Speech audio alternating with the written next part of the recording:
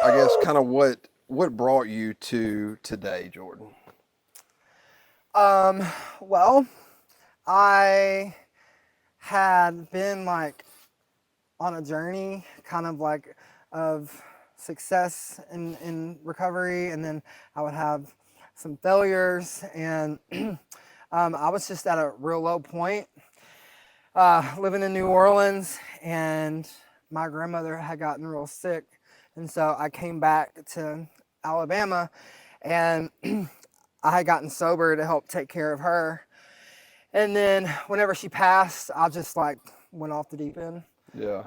And I think really it just brought back a lot of traumas because I lost both of my parents and my sister when I was younger. So it was just a stress and a trauma that I couldn't handle. And Yeah. so I just kind of reverted back to addiction. And honestly, it was just kind of the worst it had ever been. Yeah. Yeah. What do So. you? I mean, you like? Was there? I know you say about your grandmother, or whatever. But like, was there? I guess what brought you to the point? Like, look, hey, I have to get help. So So my family was going to allow me to live in her home, Mm-hmm. and they basically was just giving me the house. And didn't have a job at that point because I had been taking care of her. Yeah. And I just remember like literally barricading myself inside her home. Mm-hmm. And like my brother and aunt, they would come and knock on the doors and the windows and trying to get me. And I was just like so high that I was ashamed to Yeah. like even like see them face to face. Yeah. And I think, I just got to a point where I was like, I can't do this. Yeah. This is stupid, you know? Yeah. So like, what made you choose the certain rehabilitation center you chose? So this is my second time here at the Okay. Foundry. Okay. So whenever I did decide to, reach out for help, they actually was going to send me to another facility, and I went there for 9 days. And Mm-hmm. I think being here before, I just kind of knew, what this type of environment looked like. And, the other place just wasn't for me. And so I left there after 9 days, and I came back here. And honestly, it's been the best decision that I could have made. I remember doing your intake. Yeah. I don't know if you remember that. Yeah, I don't. I don't. I remember doing your intake. You know what I mean? I was probably pretty mad. I mean, we all, hey, we've I all been remember. there. I remember when you got here. I was sitting up at the barn, and you were pissed off. Yeah. I think it was your mom or something. My brother. Was it? Yeah. Yeah, y'all were going at it. Yeah. Yeah, y'all were going at it. Walking in and out of the office. I was like, Yeah. But look at you now, man. Yeah. Look at you now. I mean, I know during that time, man, Chase can tell you, Jordan, we'll just be driving down the road or like at a job or something. And I'll just let some words start flying. He's like, what, dude? He's like, dude, I'm just thinking about some terrible things that I used to do. Yeah. You know what I mean? Yeah. But then you look at yourself get it. now, it's just like, sometimes they'll just hit you, like I guess those intrusive thoughts or whatever they say. I'm like, I got to get out of here, man. I got to get out of that point in my head. But, I mean, dude, like I said, I love seeing people succeeding, not only in life, but only, helping others and in recovery, Jordan. But, what is something that you tell yourself, or what connection do you have to maintain sobriety, or not even sobriety, man, just maintain that best version of yourself? So I think for me, it's just keeping the picture of where I was at, like you said, and where I am now, and then also where I believe the Lord has told me that I'm going. And so I just keep all those things intertwined as just motivation. Yeah. I have a lot of work still to do. Yeah, obviously. Yeah. All of it. I mean, I'm not saying Yeah. that bad. Like all of us do. You Yeah, know what I mean? yeah. It's obviously a lot of work, man, involved in this. Yeah. And I think really the thing that keeps me grounded is obviously my faith in the Lord, Yeah. and then the connections that He has brought when it comes to my mentors, when it comes to Celebrate Recovery, when it comes to the church that I'm involved in at Spirit Life. And then also just being able to give back when it comes to just Celebrate Recovery, and even here helping lead and facilitate change groups. Yeah. I think really I receive more out of that than Yeah, I can absolutely. give.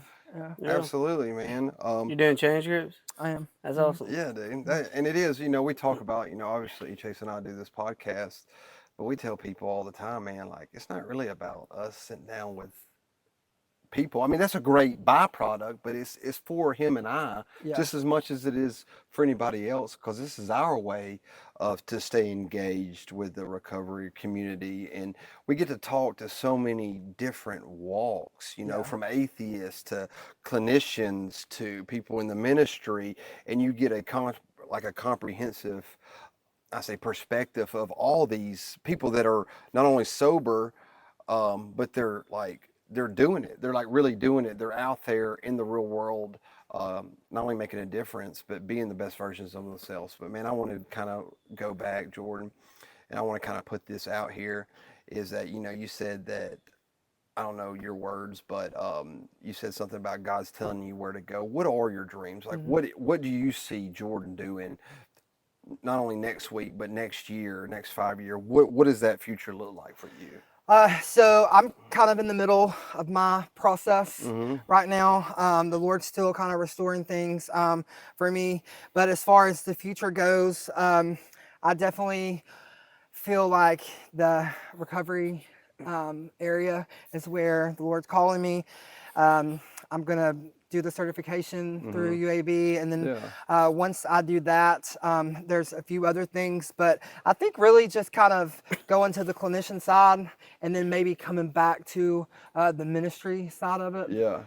Yeah, learning things. Yeah, learning both things. Because I mean, we talked about, we talked to Jeff, and you can obviously go watch his episode and everything. And he's like, man, so many times we're just discussing it. So many times, the clinical side and the ministry or religious or spirit, they butt heads, and they do, they disagree. I won't say disagree. It's just like they have different philosophies. And he's like, man, it's beautiful when you have both sides, and they're like, hey, this is about helping people, no matter what, whether your way gets through, my way, or our way, or you pick and choose. The way is to help people out, to get them whatever situation. It might not be drugs and alcohol. It could be anything else, to get them living a better life, being a better version of themselves. And that's honestly what it's really about. So that's what you see yourself doing here in the future? Absolutely.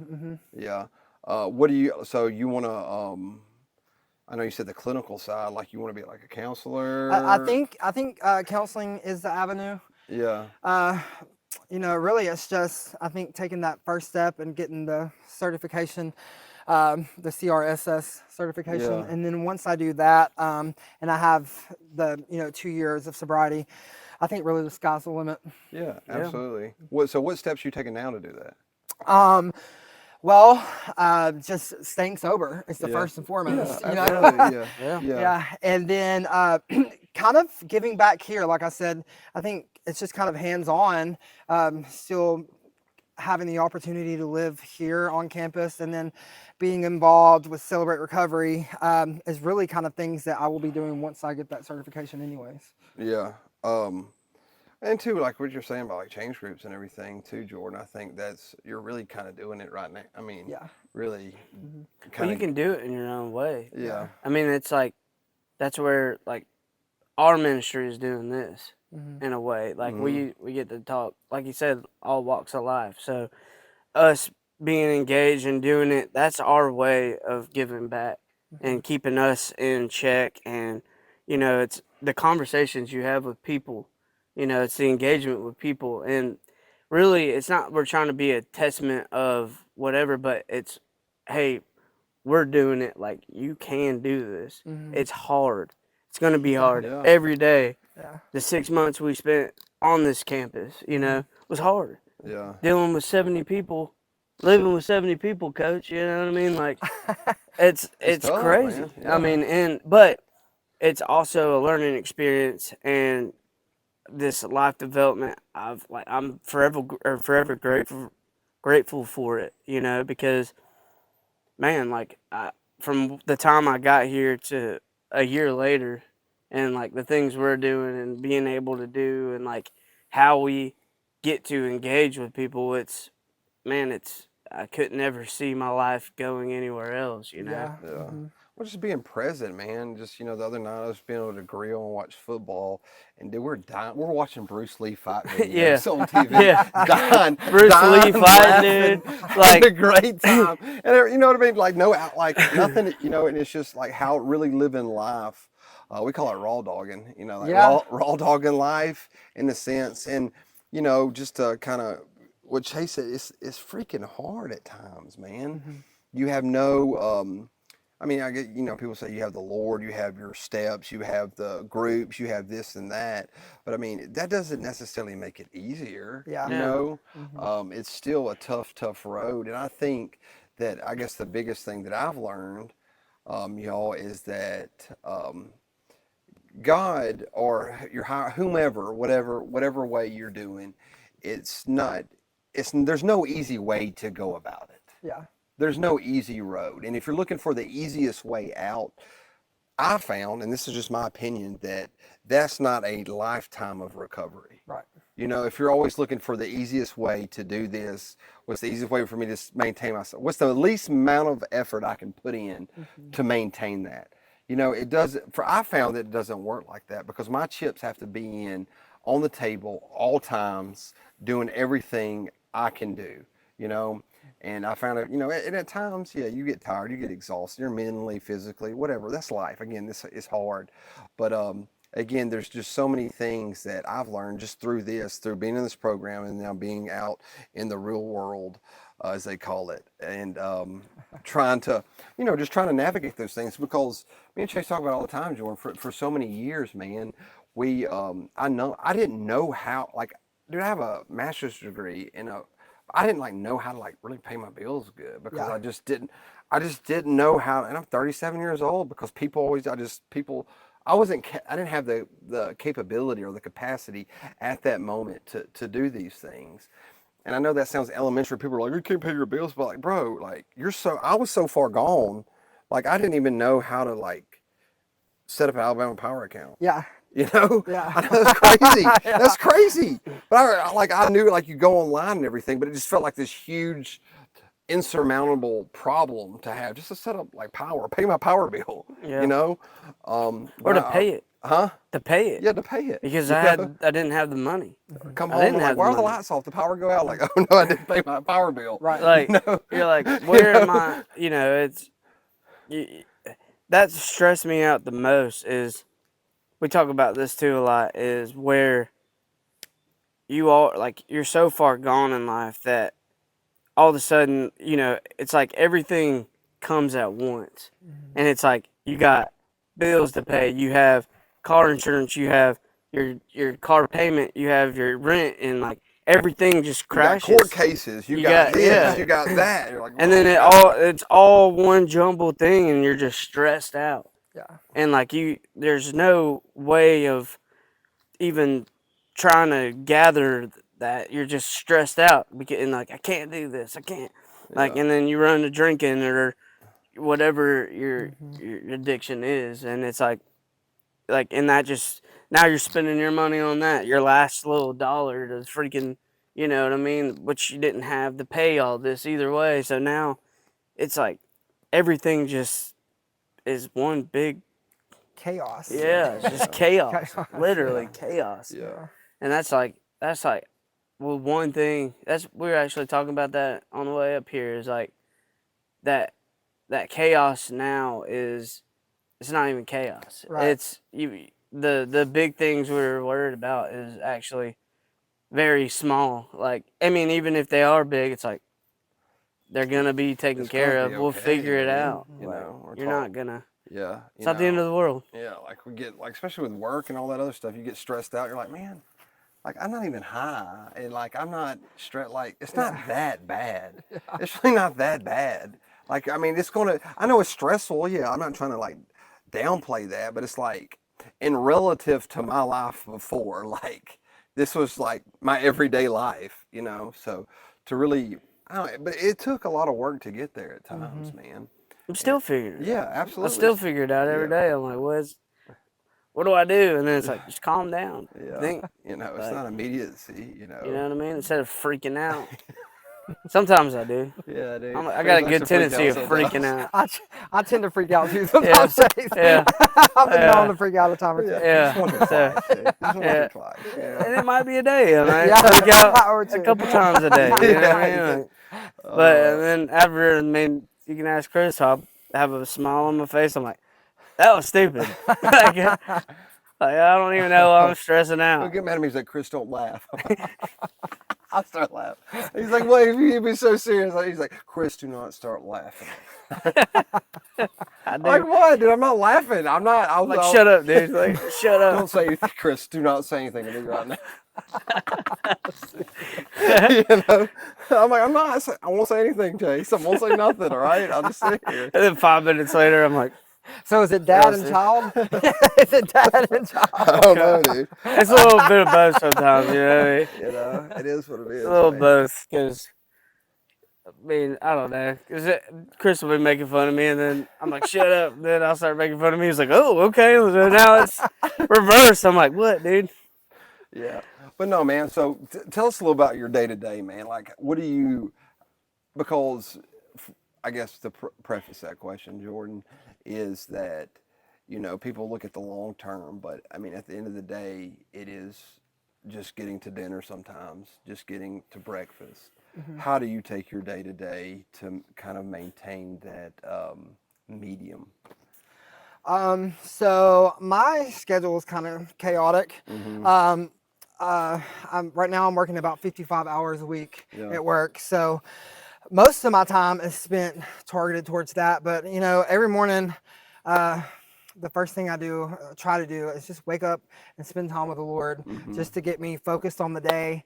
And then one of the main things that I've learned while being here and going to Spirit Life Church is just putting on the full armor of God. So I try to do that as well every morning, just to kind of set my affections on things above, and denying my flesh. It just kind of helps set the tone for that day. And then basically throughout the week, I'm working open to close at work, except Wednesday, which I do church on Wednesday night, and then Friday Celebrate Recovery, and then Sunday I do church. So and then Monday change group. So Yeah. So I mean, definitely staying busy. If you're comfortable with sharing, like, what do you do at church or Celebrate Recovery? Like, what's your capacity? Or just participating, or do you help lead? Like, what does that encompass? So I participate, obviously, and then I am once a month right now. Jeff and Crystal has afforded me the opportunity to kind of take over one service of the month. Oh, okay, cool. And so man. I'm That's just kind awesome. of doing what you guys are doing. I'm getting people Shout out in. Jeff and Crystal. Yeah, hey Jeff and Crystal. Yeah. Shout We're out at the Jeff. farm. We're here. And so I'm just getting people to come in and kind of share their testimonies, and if they have any like giftings as far as like dance ministry or singing or anything like that, just kind of giving them an opportunity to encourage people who are there. Jordan loves to sing. Yeah. I do love to sing. Jordan loves to sing. Yeah, absolutely, man. Well, that's awesome, man.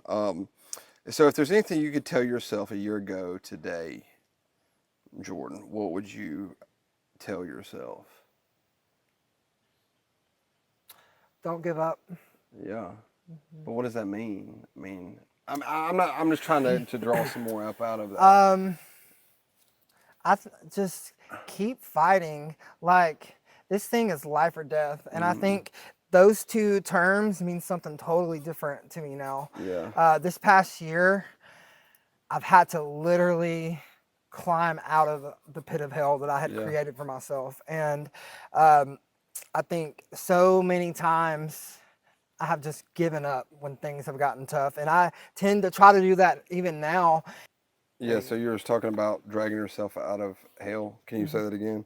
Yeah, I was just saying, like, life or death, life and death, really just means something totally different for me now. Yeah. Just because of, I guess, the work that I've had to put into it this time, Mm-hmm. and I actually see just how far gone that I was. Yeah, that's awesome, man. Well, you got anything else to say, Chase? I don't, man. Just You- glad to be back down yeah. at the campfire, Yeah. man. And look, I want to say this, man.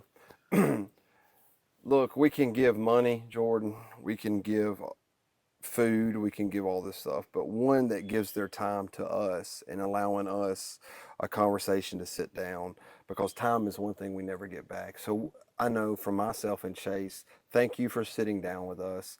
Thank you for spending this Sunday afternoon with us to talk to us about some things that may be comfortable or uncomfortable. Because at the end of the day, if it helps one person, if it just helps us, sitting around right here, that's what it's about, and that's what we really are trying to instill. But thank you so much for sitting down with us, sharing with us, and spending time with us, man. Thank you guys. Yeah, brother. Yeah, dude. Thanks, man. Thanks, man. Yeah. Love y'all. Yeah, Love buddy. you.